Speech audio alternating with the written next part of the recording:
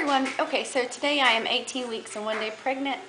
This is going to be a mishmash of my 18-week pregnancy vlog and an update on the ultrasound. But first, I just want to tell everybody thank you so much for all the support and prayers that were offered after we got some not so good news about our AFP results.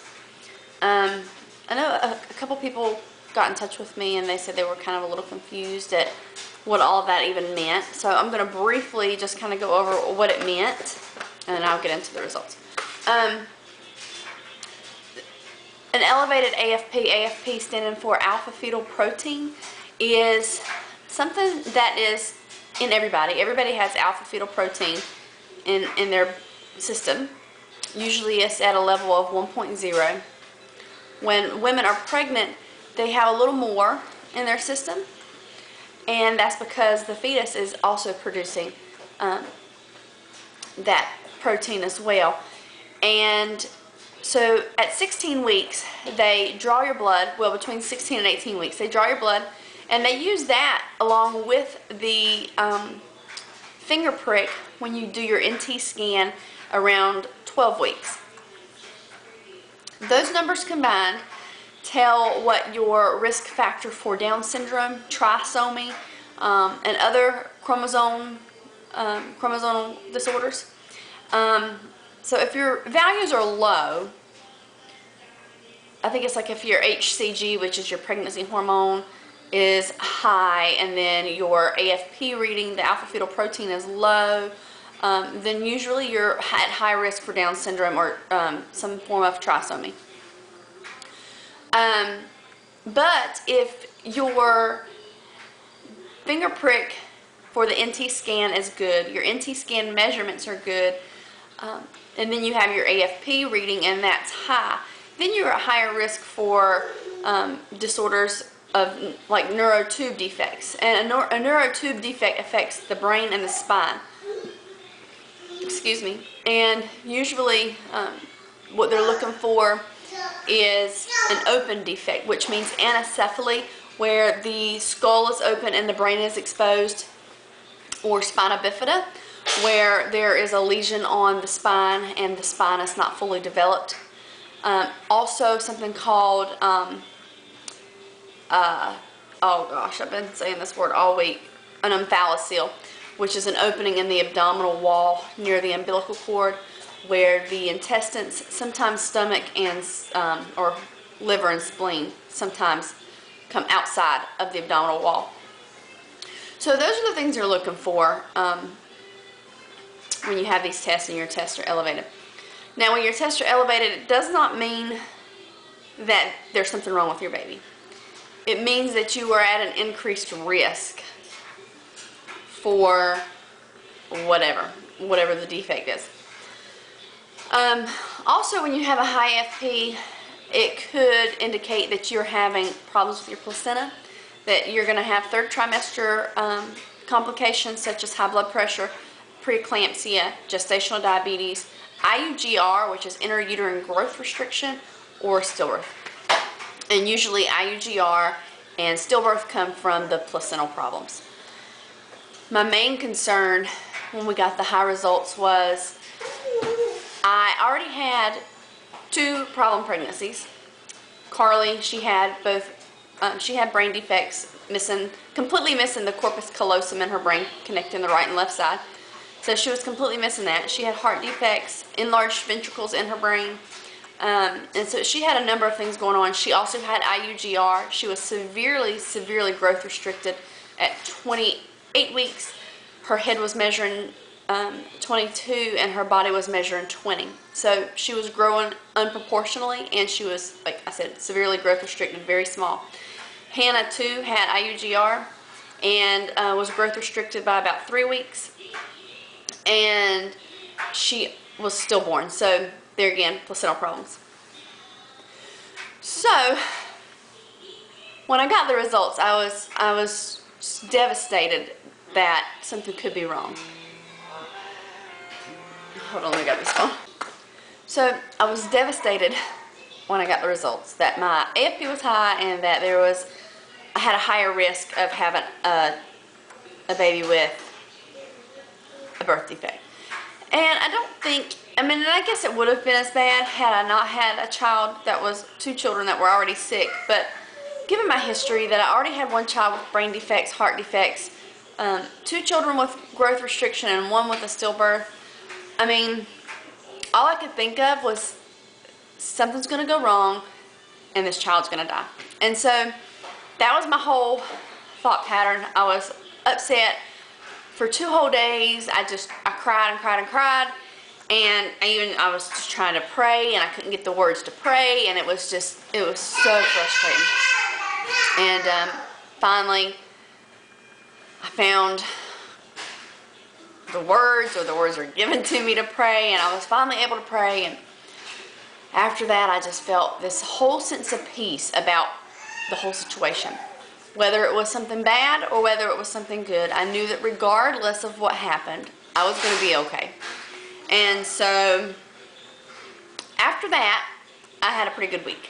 I didn't cry anymore. I wasn't upset anymore. I still did my research. I still did a lot of searching online, weighing out my options, and but I was definitely at peace, regardless of what happened. I just knew that it wasn't in my hands anyways, and I was just going to have to accept and cope regardless. So that was my whole motto for the week. I'm going to accept and I'm going to cope. So anyhow, it was a long week. They were supposed to get me in last week for an ultrasound. However, they could not get me in because the MFM doctor, also maternal fetal medicine, they did not have an opening. The first opening they had was early this morning at 7:45, and let me tell you, I could not sleep last night.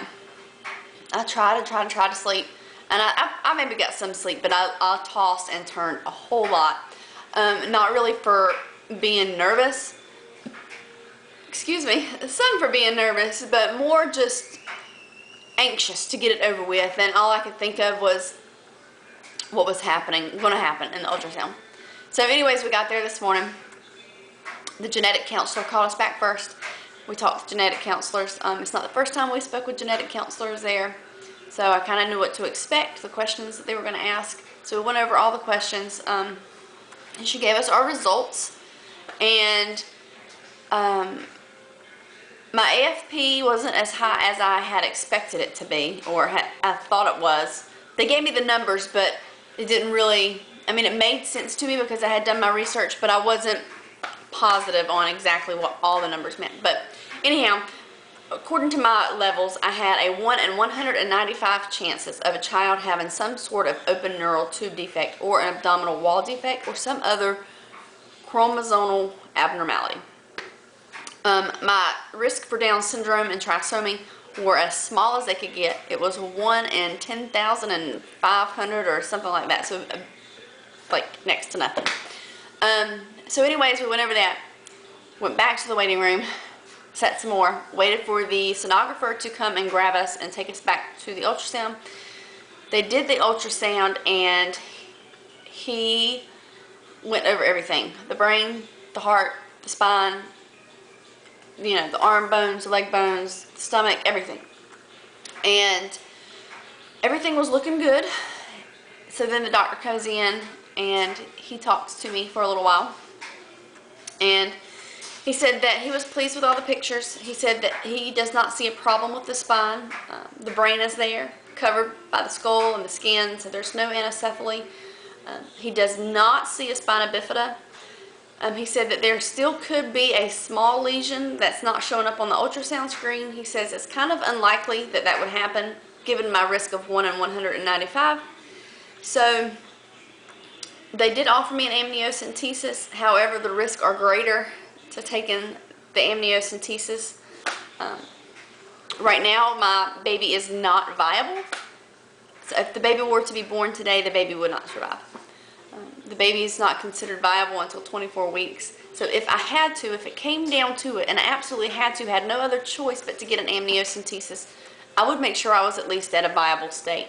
Just because I don't want to have the amniocentesis, rupture my membranes, go into labor and deliver a baby that cannot survive. So that's my thought pattern behind it. So I refuse the amnio, and the reason they offer the amnio is because if you do have a baby who has a spina bifida, they secrete something that only is found in the brain and in the spine, like in the fluids. And if that's found in your amniotic fluid, then they can give you a definite yes or no of spina bifida. Our chances are so low, according to our numbers, and everything looks good on the ultrasound. The brain looks good. Usually if there is a spina bifida, there's some kind of, I think it's a Shari malformation is what it's called, where the cerebellum gets pulled down into the back of the neck from the pressure and from the opening in the spine. And anyways, the brain looks really good. There was no lemon signs or banana signs, I think is what they call it, like misshapen of the head, no fluid on the brain. So I was very confident in saying that we didn't want the amnio. Because even if we did have a child with spina bifida, it would be no big deal. We would just accept it and adapt and move on and just kind of make changes to our lives however it needed to be done. So that looks really good. They need me to go back in 3 weeks because they needed to look at the heart some more. The heart looks good from what they can tell, but I think the baby was not in the best position, and so they needed to see a few more things in the heart. But they are going to be monitoring me more closely, because he said that since the baby looks structurally okay, and since there are no noted defects to the baby itself developmentally, that is 9 times out of 10 a placenta issue, and that's why my AFP levels were elevated. And he's saying this because, number one, we had Carly, who definitely had a placenta issue with growth and then, you know, defects. Hannah, they can only assume was placental because the autopsy report showed absolutely no cause for her death nor for her slowed growth. So they can only assume that those two things were associated to placental problems, and they can only assume that my AFP readings this time also points to more placenta problems. So I am at an increased risk for having IUGR again. Excuse me. Also, along with IUGR comes stillbirth. So I am at an increased risk for that. I'm also at an increased risk for preeclampsia and just gestational diabetes and some other things. So because of that, they are going to monitor me much more closely. And so yeah, so I go back, I think, on May 25th for another ultrasound, and then I think I'm going to be going back every 3 to 4 weeks after that, just to kind of monitor the growth and placental function. So thankfully there's nothing wrong so far that we know of with the baby. The baby seems and appears to be completely healthy. We did find out the gender of the baby, although I already knew, and my maternal instincts were right again for the 4th time, and we are having another little girl. So we are excited about that. And also, I guess I'll just kind of jump into week 18 quickly because there's not a whole lot to talk about. I have been really, really tired this week. Almost like first trimester tired again. My hunger has increased. I did gain a little bit more weight, so now I'm at 3 pounds. A lot of heartburn still yet. I am almost finished with an entire bottle of Tums so far this pregnancy. I have a feeling that this baby is going to have a lot of hair like Hannah had. I don't know if you've seen Hannah's pictures. I don't know. I think I might have on private now on Facebook. I'm not really sure, but anyways, Hannah had a head full of thick black hair, and I have been thinking that this baby's going to have the same. I had a dream the other week that this baby had thick black hair like Hannah, so I don't know. I kind of go off my gut instinct and say that she's going to have thick black hair too. And Hannah's hair was kind of curly too. But anyhow, so I've had a lot of heartburn. The baby is moving more. In the past 2 or 3 days, I'm really feeling the baby move more. The kicks are getting stronger. I can see every once in a while. Actually, I've only done it twice, so every once in a while is not really a proper thing to say, but anyways, twice now I've seen the baby kick through the outside. It's just boop, boop. Not much, but definitely feeling the baby move. Oh, and at the ultrasound, I asked if my placenta, if I had a privia yet, or again, my last ultrasound at almost 13 weeks, I did not. And today he says it's not a privia, it's nowhere close to the cervix, and I asked him if it could migrate down to the cervix, and he said no. So that's one good thing. I'm excited to know that my cervix is clear of placenta, and also it's still on the back wall, all the way on the back wall. And oh, and I did ask the maternal fetal medicine doctor about a VBAC after 3 C-sections, and he said he did not encourage it. So I just wanted to get a second opinion. And let's see what else has happened this week. I've been having a lot of headaches. Now, I don't know, I'm sure it's pregnancy related, but I also think it may be a little stress related as far as everything that went on this last week. I've had headaches that's lasted 3-4 days. Taking Tylenol after like over 24 hours, and then it just doesn't help. So, but my head's felt fine today. I don't know. I think that's pretty much it. It's not really a lot. Still gagging, still coughing. Let me get my ultrasound pictures. I'll show you the pictures that I got today. And, oh, it's right here. Hold on. I wasn't sure if I left it in the foyer or if I brought it in with me. Okay. No. Hey, baby. What you doing? What? Oh, yeah? Oh, you got a dinosaur on your shirt. Okay. So, I'm sorry if there's a glare. I'll try to get the glare off as best I can. But that's one profile. See the little legs up right here. And then, oh yeah. And then another profile picture. And the baby was measuring right on time, 18 weeks and 1 day. And then, let's see what else. Oh, this is our girl shot here. This is kind of blurry, so I don't know if you can really see the arrows pointing to the lines, but that's our girl shot. And then this one. And this baby has long feet, just like Hannah had. You see those long feet right there. They're just kind of laid back. So, anyways, that is it. I will see you guys at week 19. Again, thank you so much for all the support. And I'll keep you posted on how things are going with the pregnancy, and hopefully we don't run into any third trimester complications. But if we do, we'll just take it as it comes, and we'll be okay one way or the other. But again, thank you so much. I really appreciate all the support you guys have sent my way and all the prayers. It really means a whole lot to us. So thanks for watching, and I'll see you guys next week.